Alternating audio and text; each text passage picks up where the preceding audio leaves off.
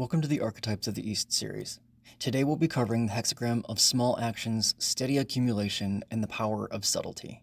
The taming power of the small. Small or seemingly insignificant influences are now keeping large and imposing powers and events in a holding pattern. To navigate this slow-moving season of life, one needs to employ the power of character and subtlety themselves in order to navigate this energetic pause. The principle of this hexagram is strength of subtlety. It describes the power of gentle restraint. When you're faced with a force far greater than yourself, or when the great work is not yet ready to manifest, you must use the power of the small. This isn't about weakness, it's about incremental influence. Like the wind shaping the landscape over centuries, the small achieves its goal through consistency and nuance rather than raw impact. In this season, bold measures will fail. You cannot bulldoze your way into current obstacles. Instead, use the power of persuasion. Adjust small details, nurture the relationships, and refine your approach. This hexagram often represents dense clouds, no rain. The energy is gathering. The potential is there, but the big event of rain hasn't happened just yet. This is the time of steady accumulation. The energy of this hexagram is the humidity of accumulation. Think of a storm on the horizon that is ready to unleash all of its rain. It is dense, anticipatory, but subtle. It feels like the moment before the downpour. The energy is heavy, but the breakthrough is still withheld. Because you cannot force the rain or the big result in your life, the key has to be directed inwards. This is kind of like a refining fire moment. You aren't waiting, you're simmering. When all outward action yields no result in your endeavor, the energy has nowhere to go but inside, into you. Use this time to refine your inner virtue. Fix the small flaws in your plans, your ethics, or your skills. This is about character maintenance. Influence now is carefully and persistently applied.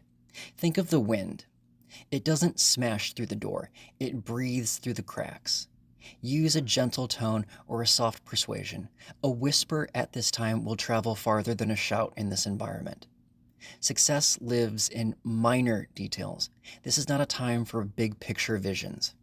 It's the time for a checklist and going over it very carefully. By mastering the small, you prove that you're ready to handle the great when the rain finally falls in your life.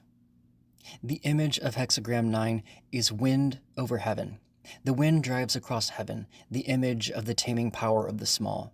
The superior one refines the outward aspect of their nature during this time. Wind moving high in the sky is invisible, but it determines the shape of the clouds and the weather. It represents the power of civility. Heaven is raw power, but wind is the refining force. The image suggests that while you may have the right or the strength on your side, you currently lack the momentum to manifest what you want. Therefore, you must focus on the medium of your message. This is the season of the small. You are the wind trying to move the heaven of your circumstances. Refine the outer show. This isn't about vanity, it's about elegance and diplomacy. How you present yourself is currently more important than your ideas themselves. Soften your edges so you can move through the world without creating a lot of friction. Since you can't make your big move right now in your scenario, treat every small task as a training exercise. Review progress with a magnifying glass. If your minor details are flawless, you will be beyond reproach when the power finally shifts in your favor. Like a sailor using the wind to tack against a large current, use indirect influence. Don't confront the heaven of your problem head-on. Find the small, gentle angles of persuasion that allow you to steer the situation. The judgment of hexagram 9. The taming power of the small brings about success in the endeavor. Like dense clouds gathering but giving no rain, there is potential building, but there is a pause before the celebration of one's harvest. This hexagram is recommending controlled anticipation. Success is guaranteed, but it's deferred. The dense clouds show that all the necessary elements are in place, but the rain, or your manifestation or result in your circumstance, is being held back by a lack of momentum or a specific obstacle. In this waiting room kind of moment, your greatest tool is finesse. You cannot make it rain by shouting at the sky. You can only ensure that your fields are perfectly prepared for when the drops finally fall from the sky. In the realm of career goals and ambition, take the necessary time to focus on the details. Looking into small aspects of a project can mean the difference between a fully fledged concept and a flawed masterpiece. Polishing and refining your work is what is needed now. Accept that the finalization elements are beyond your control until the situation changes. In the realm of relationships and social flow, remember to persuade, not to pressure. If you need to negotiate something important, it's better to win them over with general kindness and logic rather than with brute force authority. Do the small pleasantries of interaction without ulterior motives. A changing line 1. Return to the way, to one's fundamentals. How could there be blame in this? Returning to basics brings good fortune. You can think of this line as the start of the taming process. You likely tried to move forward with large ambition. However, you may have hit an obstruction. Line 1 suggests that the correct response is not to push harder, but to return to your basics and fundamentals. By stepping back to your tried and true methods, you remove yourself from the line of fire and regain your balance. When an obstacle appears, don't look for a complex hack. Go back to the old way. The foundational principles that made you a success in the first place is what is important. This restraint is a mark of high character. There is no blame in changing your mind or turning back if the path ahead is not ready for you yet. Avoid ego-driven momentum. Many people fail here because they feel that turning back looks like failure. The I Ching argues the opposite. Returning to your way is a sign of sublime intelligence. Audit your origins. Re-examine your initial goal. Are you still aligned with your core values?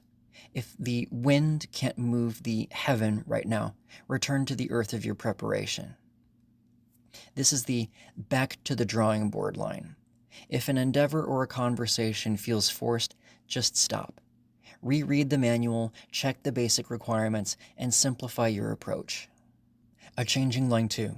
One allows themselves to be drawn into returning, accepting one's circumstances. This brings good fortune. This line is about yielding to your better judgment. While line 1 was a self-initiated U-turn, line 2 describes a situation where the environment or a peer nudges you to stop pushing. The good fortune comes from your lack of ego. Instead of stubbornly fighting for your original plan, you sense the wind shifting and you go along with it. You're not being forced back. You're allowing yourself to be drawn back because you recognize it is safer and smarter to do. Take the exit. If you hit a wall and someone offers a conversational path or a piece of advice that redirects you, take it. This is the time for accepting help and following a lead. The universe is providing a guardrail. Don't climb over it just to prove that you can. Resistance is futile. Don't resist the obstacles. In Hexagram 9, the obstacle is just a sign that the rain isn't ready to fall yet. If you fight the wind, you just tire yourself out. If you flow with the wind, you are going back to a position of stability. You preserve your energy for a bigger move later on. Often, being drawn means looking at what successful people are doing and mimicking their restraint. If the experts are playing it safe, you probably should too. A changing line 3. The spokes burst inconveniently out of the wagon wheels, halting the wagon's progress. The bickering couple rolls their eyes at each other because of the nuisance. This is about facing the breakdown of a circumstance. This is the consequence of forcing the rain. You tried to make the big move with small power, and the vehicle of your ambition has literally kind of fallen apart. Because the wagon or your project or your plan is stuck, the energy turns inward and becomes bickering, complaining, and inconveniences. Instead of fighting the obstacle, the couple or the partner's colleagues or internal voices start fighting each other. When this line talks about the spokes bursting out of the wagon wheel, it's kind of the ancient equivalent of getting a flat tire in the modern. When the spokes burst, stop trying to drive the wagon. You can't solve a mechanical failure with an emotional argument. Maintain restraint and resist the urge to blame your partner, your teammate, your family, whatever have you, for the delay or inconvenience. The flat tire is a symptom of a larger misalignment. Fix the wheel, don't attack the driver. What's needed now is discipline in the details. By checking minor details before they become big problems, you prevent a breakdown that could have been prevented had you checked the small things. Use this forced halt to do a situational audit. De-escalate. If you're in a bickering situation, be the one to break that cycle. Acknowledge that the situation is a nuisance enough without adding conflict to the character on top of it. A changing line 4. If you are brave and sincere in expressing the truth, the threat of conflict and great severity vanishes from the moment, dissolving fear and tension. There is no blame in this. This line is about de-escalation through transparency. You're entering a high-stakes zone where tension is thick and the threat of blood, quote-unquote, which is lasting damage or bitter fallout or severity, is very real. At this moment, your only protection is your total authenticity. By being brave and sincere, you refuse to play the game of power and deception. This vulnerability acts like a lightning rod, grounding the severity and allowing the fear to vanish. This is the line of the peacemaker. Do not meet hostility with hostility. If you are genuine and exercise moral influence, you change the frequency of the interaction. When people realize that you have no hidden agenda or ulterior motive, their defensive walls crumble. Sincerity is the small force that tames the large threat. Truth is your shield. Conflict is often fueled by the fear of what the other person is hiding. By expressing the truth clearly and gently, you remove the fuel of that argument. There is no blame in being the one to lower your shield first if it causes the other side to drop their sword. Soften the tone. Use logic and gentleness to address the complications. If the situation is severely tense, be the balance. Your calm is your greatest weapon. A changing line 5. If you are sincere and loyal, you are rich in your neighbor and those closest to you, sharing wealth together. This is the line of collective accumulation. This is the peak of Hexagram 9.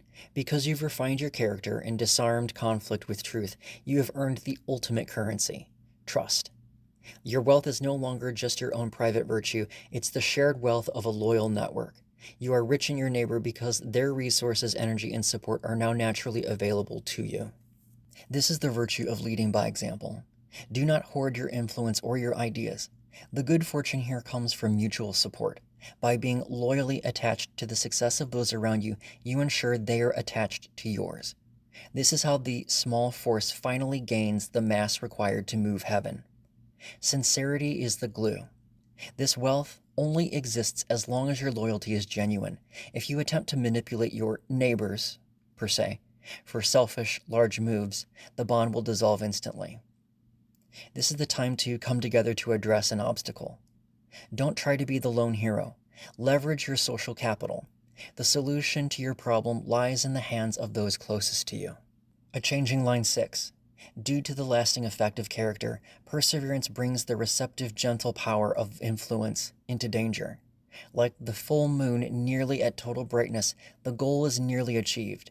If the superior one discards gentleness and instead persists with force, misfortune comes. This is the line of knowing when to stop. The tension has finally broken. The dense clouds have finally turned to a downpour of rain. The success is not a result of a sudden coup, but the cumulative effect of small virtues, the small, consistent efforts that you've made up until now. However, the energy of the small, represented by the woman or the receptive force, has reached its natural limit, and to push any further is to invite a reversal of that fortune. This is about contentment over greed. You have won. The moon is nearly full, meaning you are at the peak of your current cycle of your endeavor. However, do not aim for total fullness, as the moment the moon is perfectly full, it begins to wane. Be content with what has been achieved. If you try to capitalize further on your gentle influence and turn it into brute force, you'll provoke opposition and lose everything. The danger of success is simply this. Success often makes us overconfident. You might feel that because your small power worked, you're now invincible. The I Ching warns that this perseverance brings danger. The very qualities that got you here, gentleness and restraint, must be maintained, or you must withdraw entirely to enjoy the rest. Cease and desist. Stop the small pleasantries and the negotiations. The harvest is in. Appreciate the moment and do not seek more concessions or more progress at this time. Be grateful for what you have gained. This concludes Hexagram 9. I hope that you liked the video if it helped you understand this hexagram better. In the next lesson, we'll be looking at the hexagram of tense confrontations, proper social decorum, and dealing with prominent individuals of renown in hexagram 10, treading and conduct. See you then.